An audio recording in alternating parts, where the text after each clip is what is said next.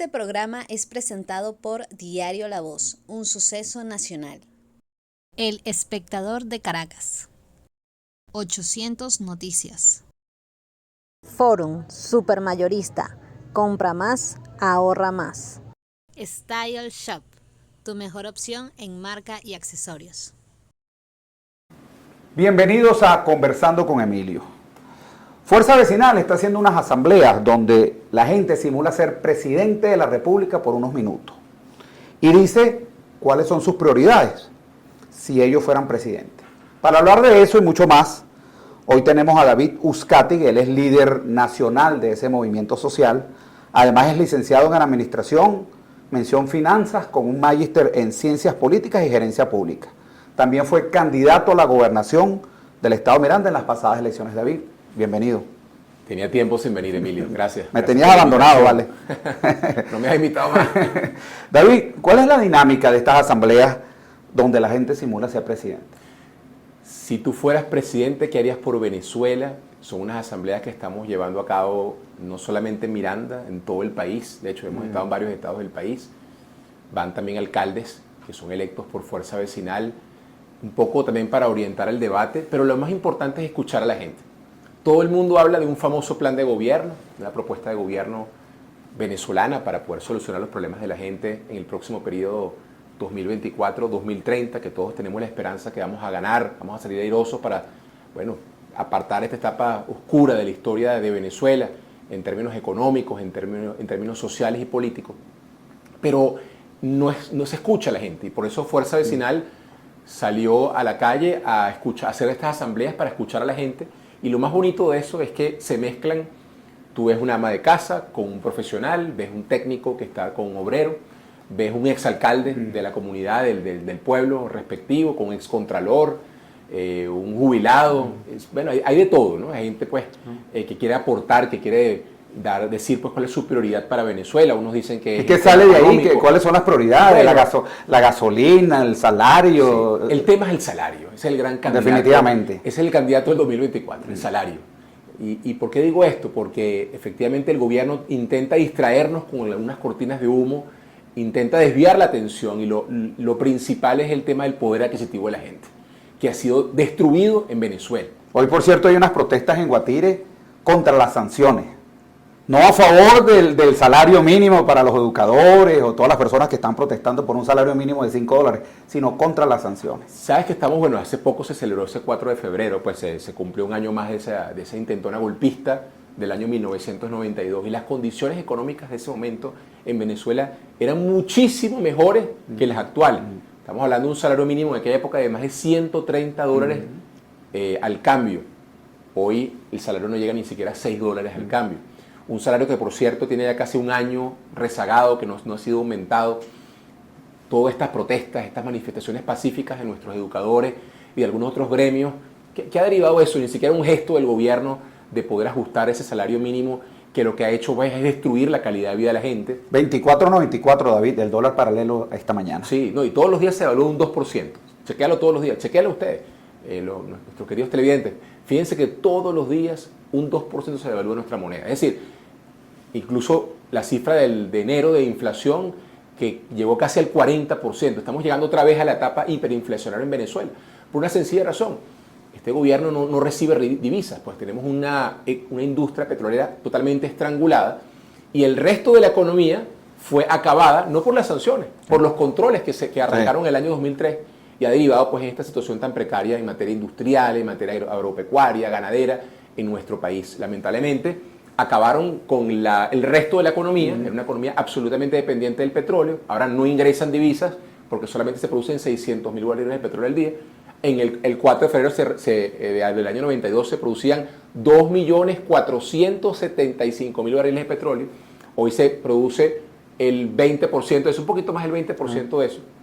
Y eso pues ha derivado pues una situación caótica para la familia venezolana. Se ha destruido la calidad de vida de la gente no tiene poder adquisitivo porque se dependió mucho del petróleo. El petróleo, bueno, acabaron con la industria. Y a partir de ese momento, bueno, vino el empobrecimiento general. ¿Dónde está la caída, como se dice popularmente, en el tema financiero? Tú tienes estudios en finanzas. Este gobierno definitivamente no ha encontrado la fórmula para estabilizar la inflación y está entrampado, porque si sube los sueldos, van a subir los artículos. Y tiene que subir los sueldos. El sueldo no puede ser $5, $6 mensuales, el sueldo mínimo. ¿Dónde está la caída? ¿Dónde está el ingrediente que el gobierno no tiene para estabilizar las cosas? Este gobierno no genera confianza en los empresarios, tanto nacionales como extranjeros, como internacionales. Al no generar confianza, la gente no quiere invertir en Venezuela. Entonces, todas esas industrias, esas fábricas, tú haces vida política, social, económica, incluso tienes una empresa pues, en Guarenas, y tú ves ese parque industrial que era Guarenas Guatire, eso está totalmente destruido. Quedará a lo 600 industrias, el 10% funcionando. Quiere decir que a lo sumo queda un 15% de pie. ¿Quién va a venir a invertir a Venezuela cuando tiene el riesgo de ser expropiado, de ser confiscado su fábrica? ¿Quién va a venir a generar empleo en Venezuela cuando las condiciones aquí son que cuando viene una inflación galopante, una mega devaluación, entonces para tapar el sol con un dedo salen con una ley de precios justos a cerrar comercios, empresas, emprendimientos y tal, para echar la culpa a los controles que tampoco han funcionado? Claro, ellos se escudan en las sanciones, pero el problema fueron los controles puestos en el año 2003, hizo muy dependiente la economía del petróleo, y tú sabes muy bien que el precio petrolero es una cosa que escapa a las manos de poder determinarlo Venezuela. Eso depende de muchos factores económicos que escapan a nuestras manos en Venezuela.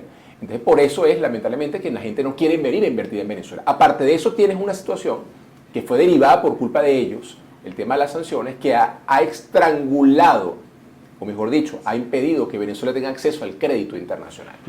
¿Qué puede pasar en Venezuela con un cambio político? Vamos a suponer que en el año 2024 se derrota electoralmente a Nicolás Maduro, que entiendo que es el candidato presidencial del gobierno. Así es.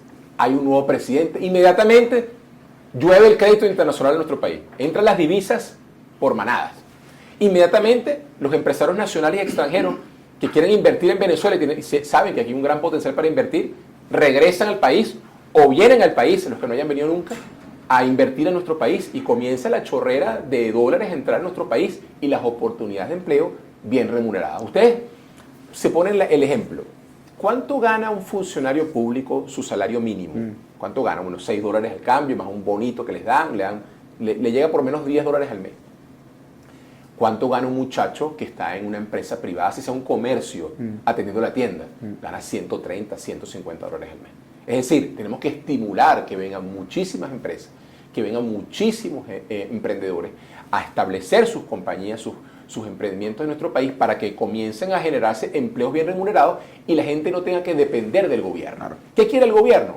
Una sociedad esclavizada, lo que yo lo he denominado como la esclavitud del siglo XXI, la esclavitud moderna. ¿Qué quiere decir eso? Que la gente depende de todo para el gobierno, hasta para comer. Hace 20 años en Venezuela nadie dependía de una bolsa de comida para comer. Todo el mundo tenía su poder adquisitivo y bueno, compraban su comida, iban a su supermercado y, ojo, cuidado con esto. Ahora hay una tendencia a decir, hemos caído tan en el fondo, que cuando se le pregunta a las personas, bueno, ¿cuánto usted piensa que debe ganar un educador o un médico o un enfermero, un policía? Y dice, bueno, el mínimo para comer. Yo discrepo de eso. ¿Por qué? Porque un educador, un jubilado, un pensionado también tiene derecho a otras cosas. Claro. Tiene derecho a ahorrar, tiene derecho a poder comprarse un artefacto electrodoméstico, poder irse a la playa, poder comprarse un carrito a cuotas. Esa es la como Venezuela. Lo hizo mucha gente como lo hizo hace 20 años. Hace 25 años, eso sucedía en Venezuela. Entonces, yo lo que veo que estos últimos 24 años es la continuación de un montón de errores también que se cometieron en la era de los 40 años de la democracia, que se dependía demasiado del petróleo, y esos vaivenes del precio hacía que cuando había la época de las vacas gordas, bueno, había plata que repartir, pero cuando venía la época de las vacas flacas, bueno, venía un empobrecimiento general, se acababa pues la fiesta, y bueno, lamentablemente la gente perdía su poder adquisitivo. David, tú has dicho que entonces un ingrediente fundamental para el cambio es el cambio de gobierno. ¿Tiene fuerza vecinal candidato para las primarias? Hemos visto en las asambleas esas que hacías mención,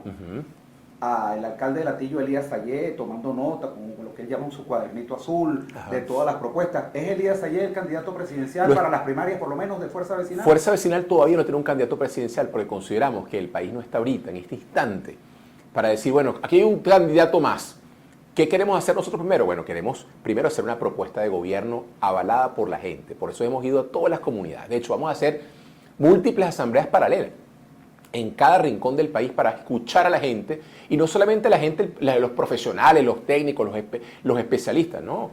Queremos escuchar a las personas comunes y corrientes, las amas de casa, los pensionados, los jubilados, cualquier persona que quiera ser útil en nuestro país, tener la oportunidad de ser escuchado. Segundo, tenemos que crear un movimiento social de verdad de amplia base, con líderes locales, líderes comunitarios, sociales, gremiales, sindicales, y en eso está Fuerza Vecinal. Tenemos ya casi 30 alcaldes, son 28 alcaldes ya, se dice rápido, ¿no? Pero son 28 alcaldes que se han sumado a las filas de Fuerza Vecinal, unos electos por la tarjeta, otros que se han incorporado a las filas de Fuerza Vecinal después del 21 de noviembre. Sí, pero se han venido a Fuerza Vecinal porque creen en un proyecto colectivo, creen que este país no lo va a salvar un Mesías, ni un Dios, ni un iluminado, ni alguien que venga, un profeta, que venga. No, vamos a salir de adelante con el concurso de todos. Vamos a salir de este hoyo en el cual estamos atravesando con el concurso de todos. Cada quien desde su rol, los docentes, los profesionales, los técnicos, los pensionados tienen muchas cosas que tienen que decir al país, los jubilados que dieron todo por Venezuela. Bueno, hay que escucharlos también a ellos, incorporarlos a la vía nacional. Los partidos políticos, los gremios, las ONGs también, que ahora están siendo perseguidas por el gobierno. También, para mí es también otra cortina de humo para que la gente no lea el salario. Mira, al gobierno nacional le decimos nosotros, el tema es el salario, solucionen el problema del salario, no se hagan los locos. Lo que están buscando es la forma de marear a la gente, y lo más importante es solucionar el problema económico. La gente todos los días sufre, todos los días tiene menos posibilidad de poder comprar la comida y poder darle calidad de vida a nuestra comunidad. Estás hablando de las ONG, y cuando hacíamos la producción revisamos un trabajo publicado por la agencia EFE, donde la ONG Observatorio Venezolano de Finanzas cuantificó que una familia venezolana de 5 personas necesita al menos 53 salarios mínimos para cubrir la canasta básica. Una situación... Te pongo un ejemplo, El Salvador. El Salvador no tiene petróleo. El Salvador es el país más pequeño de toda América. Muy pequeño, su territorio. Centroamérica. Y El Salvador tiene un salario mínimo de $400. Tú vas a El Salvador, hay un aeropuerto de primer mundo donde llegan 40, 50 conexiones internacionales todos los días. ¿Pero por qué sucede eso? Porque hay confianza.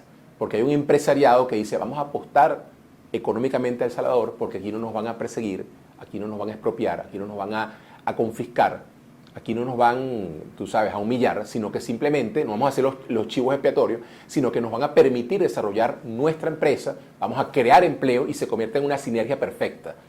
Ellos llegan al país, colocan su dinero, obtienen una utilidad por poner su dinero, obviamente, en su ámbito económico, pero generan empleo y le dan beneficios a los salvadoreños. Bueno, ellos tienen un salario mínimo de $400 mensuales. Venezuela, que es un país petrolero, un país que se dice ser el país con mayor riqueza mineral del mundo, prácticamente, bueno, ni hablar de América del Sur, con las reservas probadas de petróleo más grandes del planeta Tierra, tiene un salario que no alcanza $6 al cambio. Entonces, tú te podrás imaginar, ese es el reflejo de una economía, o mejor dicho, de un modelo económico que fracasó, simplemente fracasó, y no es culpa de las sanciones, es culpa de un modelo económico que lo que hizo fue traer empobrecimiento a la gente, acabar con su poder adquisitivo, porque está basado en un concepto, Emilio, el control social. Yo te controlo y tú dependes de mí para poder obtener una medicina, un uniforme escolar, una bolsa de comida, un crédito, una vivienda. Tú dependes de mí para todo.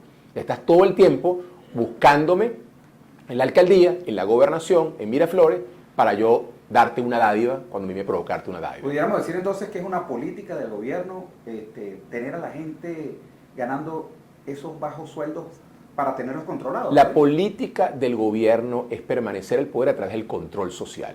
Eso no te quepa la menor duda.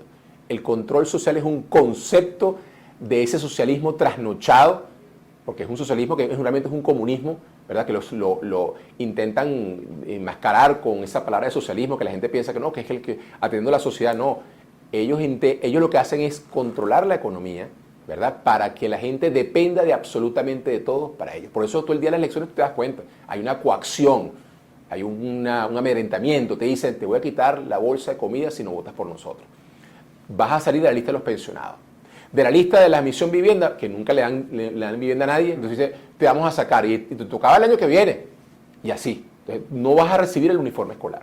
No vas a recibir la canaimita. Entonces, todo el tiempo es una coacción para que tú dependas absolutamente de todo ello y tú tienes miedo porque estás tan empobrecido que es lo único que de repente te llega una vez al mes. David, vamos a ir a un corte de publicidad. Al regreso quiero que me hables. Se habla de sanciones, pero ¿cómo se pudo hacer entonces un estadio de 70 millones de dólares en medio de unas sanciones? ¿Cómo se importan cientos de camionetas Toyotas que valen de $40,000 en adelante, producto de las sanciones? O sea, las sanciones son una excusa, son buenas por una cosa. No me lo responde. Vamos a ir al corte de publicidad. Y al regreso, más de Conversando con Emilio, hoy con David Uzcategui, él es líder nacional de Fuerza Vecinal. Ya regresamos. A pesar de la crisis, el diario La Voz cumple su compromiso de informar con imparcialidad y valentía. El impreso, la versión digital y nuestras redes sociales te conectan oportunamente con el acontecer nacional e internacional. Diario La Voz, un periódico para la Venezuela de hoy. Diario La Voz, un suceso nacional. Estamos de regreso conversando con Emilio, hoy con David Uzcategui, el líder nacional de Fuerza Vecinal, y dejamos, David, una pregunta al aire. Las sanciones no nos dejan hacer nada, no nos dejan traer comida, no nos dejan traer medicina, pero sí pudimos hacer un estadio bellísimo. Por cierto, quiero conversar porque te vi y que estuviste con tu hijo en el estadio. Yo estuve con el mío también y con mi familia en el juego con Dominicana, tremendo juego.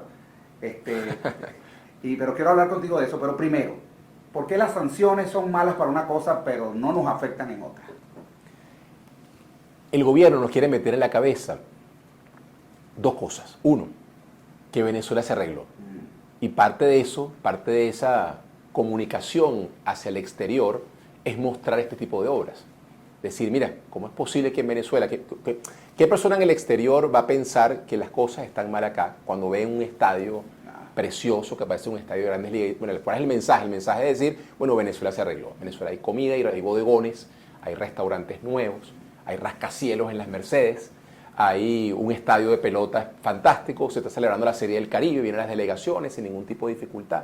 Entonces, el gobierno intenta generar esa matriz de opinión, incluso internamente, de que Venezuela se arregló. Y eso es una gran mentira, es una gran hipocresía.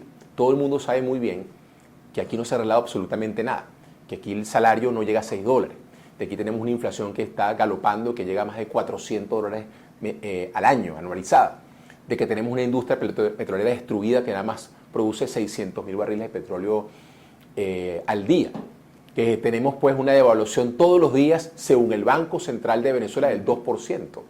Entonces, tú te estás dando cuenta, Emilio, que ellos intentan generar esa matriz de opinión. Después dijeron, no, es que no se está arreglando, no se arregló, sino que se está arreglando. Lo intentaron matizar, cuando se dieron cuenta de la indignación del pueblo venezolano, cuando ellos dijeron esa frase tan espantosa. Lo otro que te quiere colocar el gobierno es métete en la cabeza de que no es posible el cambio en el 2024, de que ellos ya ganaron, de que ellos ya se reeligieron. Y también es una gran mentira. Tenemos una gran oportunidad. Pónganse a ver los resultados del 21 de noviembre. El 21 de noviembre la oposición solamente ganó 4 gobernaciones. En las elecciones regionales. Las regionales. Solamente ganó 4 gobernaciones y 122 alcaldías, que fueron bastantes alcaldías, por cierto. Pero ¿por qué se pierden 14 gobernaciones? Bueno, por la división. Hemos hablado de eso muchas veces. No se hicieron primarias, hubo egoísmo. En Miranda nos pasó. El candidato que llegó de tercero, bueno, nos quitó los votos para poder derrotar al oficialismo. Acá en el estado Miranda, y ahora es candidato presidencial, no ha pasado nada, pasó la página. Bueno, como si no les ha pasado absolutamente nada. Pero más allá de eso, las fuerzas opositoras unidas hubiesen ganado 18 de las 23 gobernaciones de estado en nuestro país. Cuando hablas de las fuerzas opositoras es decir, unidas, el gobierno electoralmente está caído. La plataforma unitaria, la mesa de la unidad. Correcto. Y fuerza vecinal. Porque identificamos 3 grupos, Alianza Los Democrática. que estamos también en contra del gobierno. Y aquí nadie tiene un oposicionómetro para decir quién es más opositor que otro. De hecho, tú ves ese triste espectáculo, por cierto, entre opositores de la plataforma, por cierto, que empiezan a decirse que tú eres más corrupto, que tú no eres corrupto, que tú quieres primaria, que no quieres primaria, que tú que si monómero, que Fuerza Vecinal jamás va a tuitear, va a declarar, va a decir en ninguna medio de comunicación social una palabra hiriente para alguna persona que forma parte de la oposición venezolana. Jamás. No vamos a estar en ese triste espectáculo. La gente quiere pasar esa página. Pero a Fuerza Vecinal sí se le ataca. Todo el tiempo. Porque Fuerza Vecinal inclusive de sectores de oposición. representa la renovación política. Fuerza Vecinal es el único partido político que está creciendo orgánicamente en Venezuela, donde la gente espontáneamente quiere pertenecer a Fuerza Vecinal. ¿Representaba un riesgo que Fuerza Vecinal obtuviera, en el caso de tu persona, la gobernación de Miranda para el resto de la oposición? Seguramente, no sé, seguramente, Emilio. O sea, se prefirió habría que preguntarle... de dejar que Fuerza Vecinal fuera gobierno y eso lo propulsara a cuestiones nacionales. Es una teoría de muchas personas. O sea, habrá que preguntarle a las personas que impidieron ese triunfo en Miranda en el año 2021, bueno, ¿cuál era el motivo por el cual era mejor que ganara Héctor Rodríguez que ganara David Uzcategui, la gobernación de Miranda? Entonces, ¿qué es Fuerza Vecinal? Fuerza Vecinal es una esperanza de cambio para el país, representa la renovación política. Fuerza Vecinal es uno de nuestros pilares, solucionar problemas, gobernar para todos. Eso es Fuerza Vecinal. ¿En qué se diferencia Fuerza Vecinal? Fuerza Vecinal... y Fuerza Vecinal no tiene un discurso odio contra nadie. Fíjate que nosotros ganamos en pueblos recónditos de Miranda, gente que era súper chavista históricamente. ¿Y qué hicimos nosotros? Le dimos a la gente, nosotros no tenemos problemas con los chavistas, ni con los maduristas, ni con los rojos. Todo lo contrario, queremos gobernar para todos. Los problemas de la gente los vamos a solucionar entre todos. Y si hay gente que ha creído en el chavismo, que ha creído en el madurismo, pero está decepcionada de este modelo económico porque lo que ha hecho es empobrecer a su familia, bueno, véngase a participar en ese proyecto de cambio incluyente, de felicidad, de prosperidad y bienestar para todos los venezolanos que representará Fuerza Vecinal en el año 2024. Hemos escuchado a Elías Sayet decir, somos un movimiento social con objetivos políticos. ¿Qué significa eso?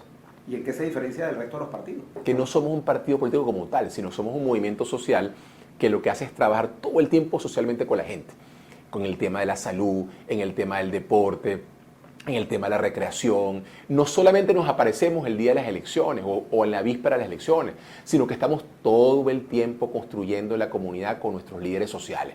Nosotros no creemos en la política de aquellos señorones que se aparecen una vez cada 4 años en las comunidades a pedir el voto con su cara bien lavada. No, creemos nosotros en la política que es el trabajo constante, diario, todo el tiempo en la comunidad, ayudando a la gente, atendiéndola a pesar de las dificultades económicas, que no es cualquier cosa, porque lamentablemente este país, bueno, los empresarios venezolanos, como los aniquilaron a todos, es complicado incluso poder recibir donaciones para repartir juguetes o festejar, por ejemplo, el Día de los Reyes. Es muy complejo. Entonces lo hacemos con pasión, con amor por Venezuela, haciendo alianzas con los emprendedores para hacer de la comunidad una mejor comunidad a pesar de las circunstancias tan adversas. No viene el 12 de febrero, Día de la Juventud. ¿Qué mensaje le tienes a los jóvenes de Venezuela? Bueno, los jóvenes de Venezuela son quizás los más afectados.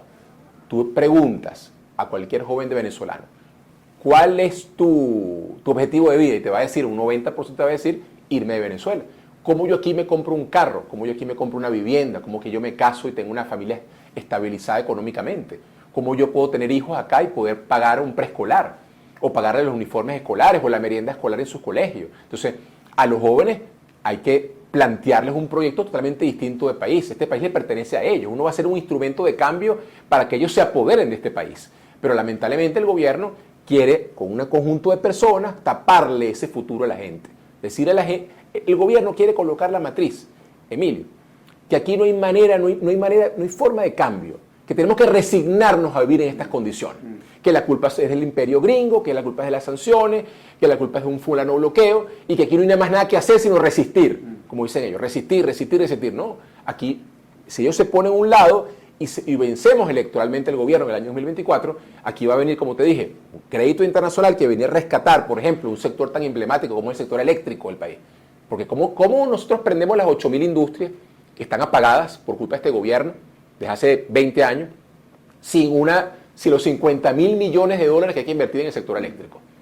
¿Quién rescata la industria petrolera? Los 150.000 millones de dólares que hace falta meter en la industria petrolera. Bueno, este gobierno cayó en default, que el gobierno dejó de pagar la deuda externa hace como 6, 7 años atrás. Y ahí comenzó entonces una persecución internacional, ¿verdad? De que, bueno, nadie quiere prestarle a Venezuela, nadie quiere ¿quién le va a prestar a Venezuela cuando ellos están morosos con su propia deuda externa? Entonces, ahí está el medio del asunto. Si queremos un país nuevo, un país con renovación política, hace falta el cambio político en el 24. Por eso tenemos que poner el acento en eso.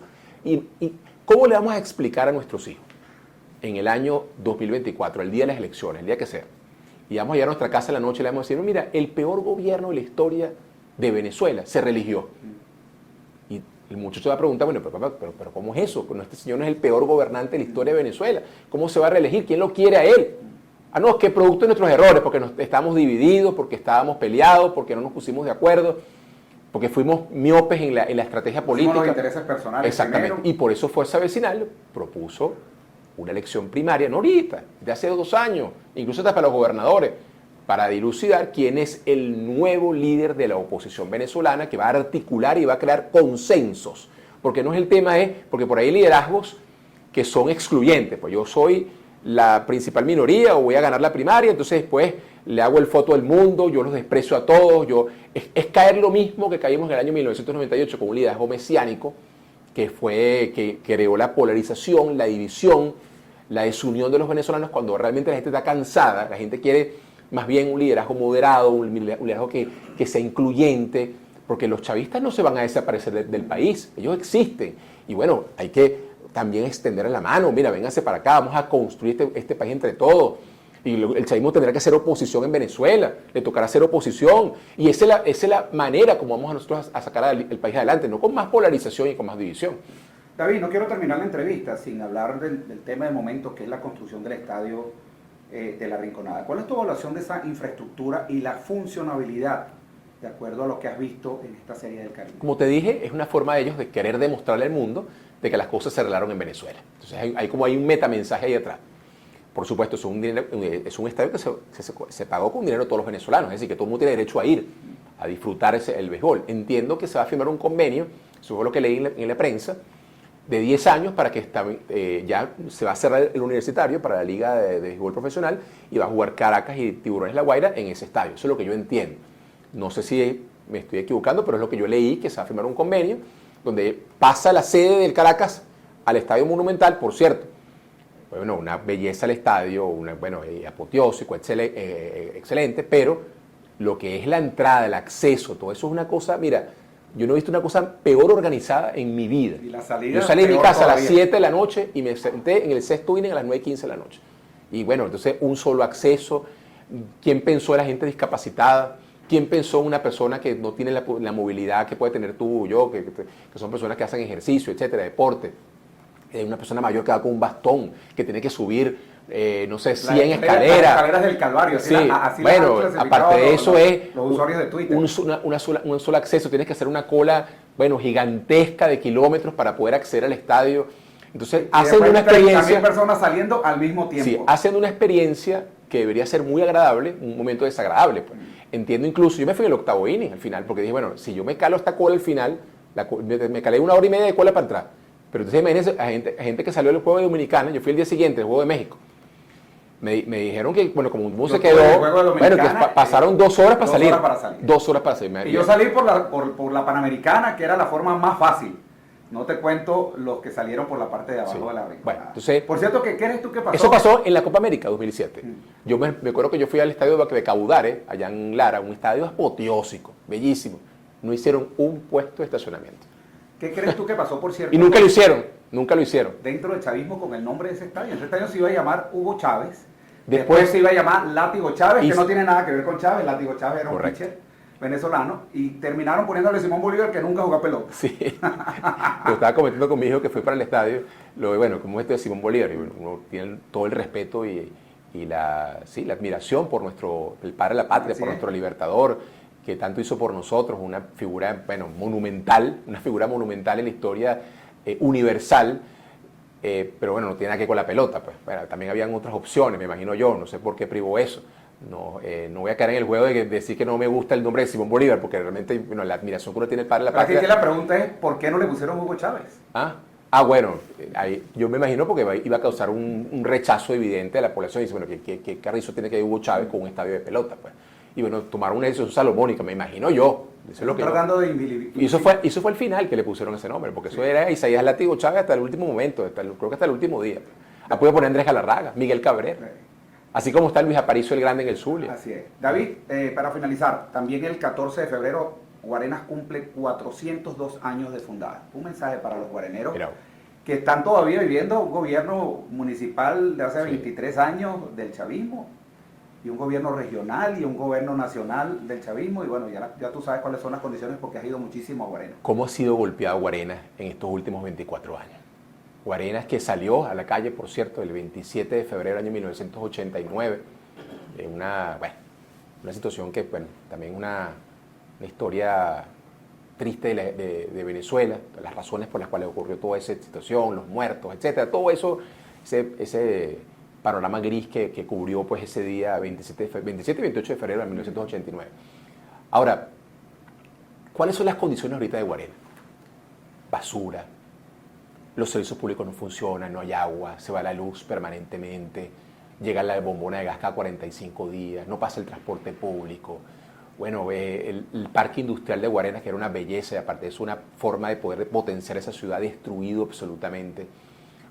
Autoridades indolentes que tienen las prioridades puestas en fiestas, en recreación, en vez de solucionar los problemas de vivienda de la gente tiene goteras en las viviendas y nadie se ocupa de esos problemas.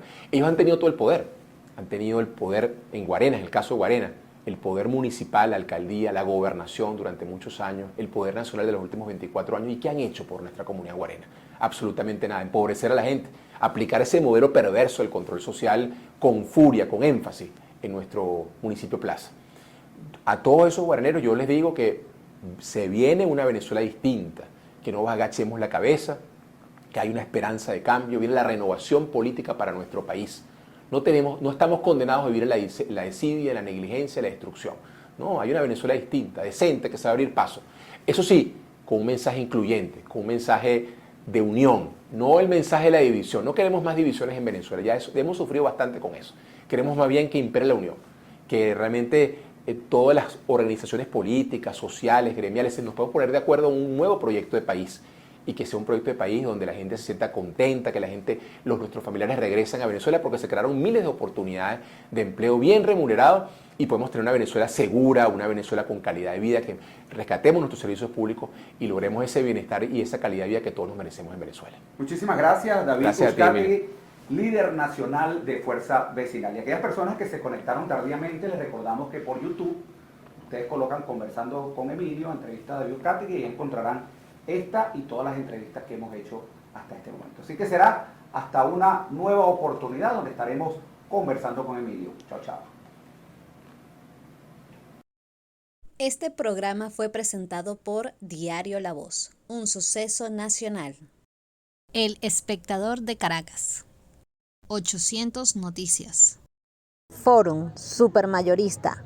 Compra más, ahorra más. Style Shop, tu mejor opción en marca y accesorios.